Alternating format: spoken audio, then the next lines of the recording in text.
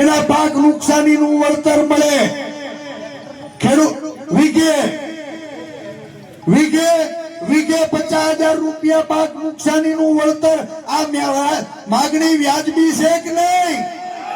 વ્યાજબી છે કે નહીં? ભાઈ, આયા ખેડૂતનો દીકરો વીઘે 17,235 રૂપિયા તો મજૂરીમાં વેડફી ચૂક્યો છે. 20 મણની રાશનો માલ કોટા કાઢી ગયો છે, પાથરા તણાઈ ગયા છે.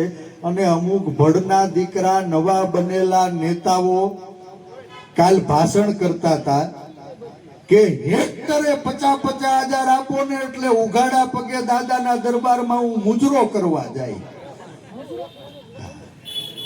તમે કોઈ સાંભળ્યું કે નહીં? હે, કાલે ભણેલા ગણેલા, બહુ ભણેલા ગણેલા નવા સવા નેતાએ નિવેદન આપ્યું કે દાદાની સરકાર 1 હેક્ટર એટલે 2.5 એકર, 2.5 એકર એટલે 6.5 વીઘા. 1 એકરમાં 2.5 વીઘા થાય. હે, 6.5 વીઘા. 6.5 વીઘામાં 1 હેક્ટર થાય. ભડના દીકરાએ કીધું કે 1 હેક્ટર ના 50,000 એટલે 1 વીઘે 8,000 રૂપિયા જો દાદાની સરકાર જાહેરાત કરશે ને તો હું ઉઘાડા પગે દાદાના દરબારમાં મુજરો કરવા જાય.